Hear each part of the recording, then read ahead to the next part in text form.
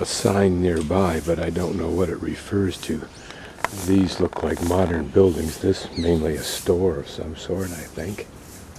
I'm guessing that these are original to antiquity, and just merely the walkway up to them has been done newly in newly carved stone.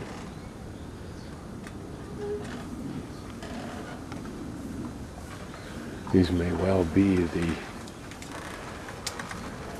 analog of tombstones that we find in the Western world. And I think it's neat. There's a breeze right now and the cherry blossoms are on the wind. An allusion, in my words, to poetry that I read of early Japan. The reverence for and the cultural depth of cherry blossoms, both the petals, the blossoms, the trees, everything connected with cherry blossoms is significant. The only thing that begins to rival it, and probably not quite, is the reverence for autumn leaves and the turning of the leaves.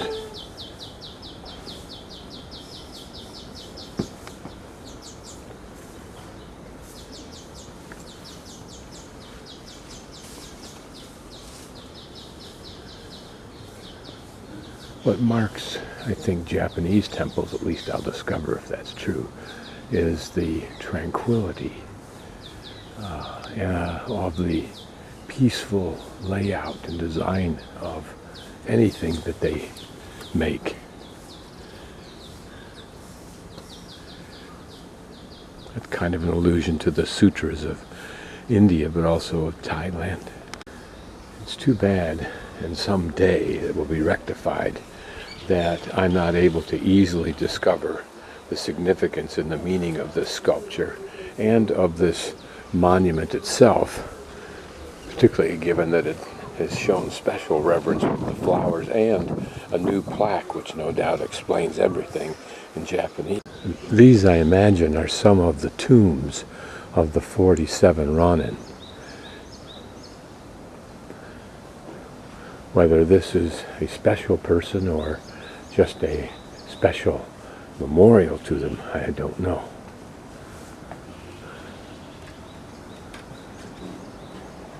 And notice the wooden devices in the back.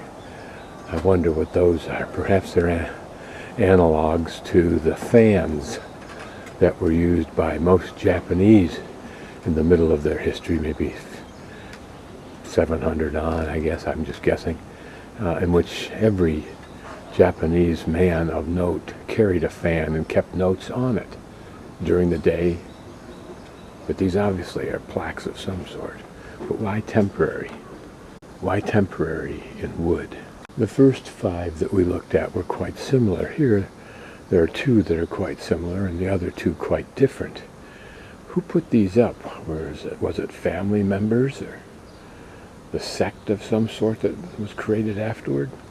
This is for washing yourself, and I believe you wash, there's a very specific routine for this, as is true with everything Japanese, I believe. But you pick it up with one hand and wash the other arm, or pour water over the other arm and hand, and then reverse that. And I think there's a way of washing your face also. My guess is that you and I are standing where that orange dot is in the lower left side of this plaque. Otherwise, it probably just defines where each of the 47 are. I could take the time to count this up, but I'm not.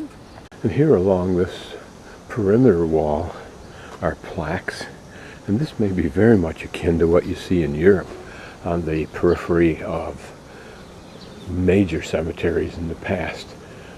It was a place where people of the time could be memorialized with a plaque, or sometimes a cavity with some memento inside of it. And here, looking very Indian, very Buddha, and that may be exactly what this is, another shrine, but to whom I don't know, or to what. You can see that this one also gets very special consideration from visitors. The incense boxes here, the flowers, and again those curious wooden totems. I'll have to look those up. Are these some of the 47? And this little section of it and continues around. It may well be.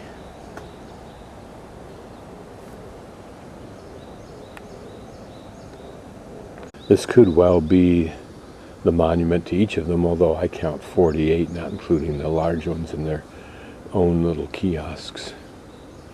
Notice the design on top of this tombstone, for lack of a better term, looking almost like a turtle. That apparently was a design, the turtle back, of the helmet of one of the ranks of Japanese soldiers back at the time, I believe, of the 1600s through the 1800s. And these look like devices that you might use for a few moments to burn incense or coals, or pick them up or move them or something. I don't know. And when you're done, return them.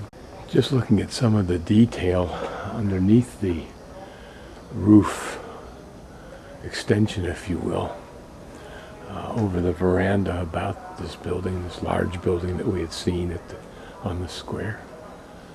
Compared to the Chinese, of course, a very simple, robust design, if you will. These cross beams being pretty much the same, but up there not so. And rather simple in comparison. Unembellished ceilings where everything Chinese is covered with color, often magnificent, bold color. This building, whatever it is, does not look very old. Hopefully it's authentic. Those metal post finials, new. The sliding screens. I wonder if these panels here also slide like storm doors, if you will, or defensive doors. This machine, typical of, I think, the Japanese, at least what I'm learning, is their organization and the ease with which things are provided for you to accomplish something. But I think this is a machine for incense that you can then burn throughout this complex, and in particular before this building, in this very elaborate urn. And we'll just pan across the front of this building to get a closer look at it. Again, what building this is, if this is the shrine itself, I don't know. Or if the whole complex is considered the shrine.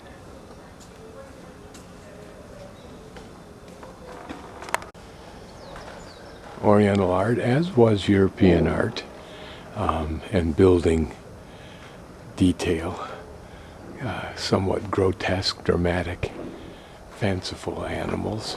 And this on the right, a bird, it appears.